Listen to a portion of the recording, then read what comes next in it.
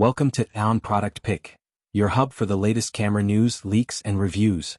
In today's video, we're diving into the Canon C50 leaks, the much-rumored compact cinema camera that's been making waves in the filmmaking world.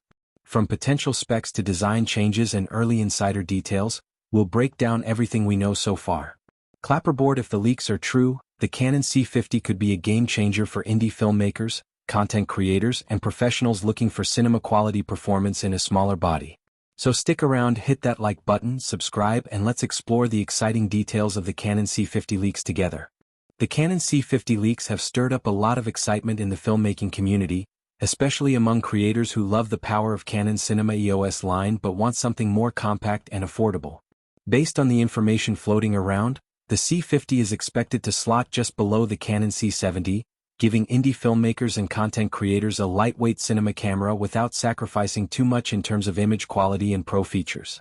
Early leaks suggest the C50 could come with a Super 35 sensor, Canon's acclaimed dual-pixel autofocus, and support for Canon log formats, making it a strong option for those who need cinematic results with flexibility in post-production. The compact body design looks to cater to gimbal work, handheld shooting, and fast-paced environments where larger cinema cameras might feel too heavy or cumbersome. If true, this makes it a great hybrid for professional and run-and-gun filmmakers.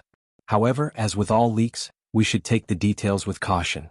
There's still speculation about its final pricing, recording formats, and whether it will inherit features like internal RAW recording or stick to high bitrate codecs. Still, if Canon positions the C50 right, it could become one of the most exciting cinema releases of 2025, bridging the gap between mirrorless cameras and full-fledged cinema rigs. Thanks for tuning in.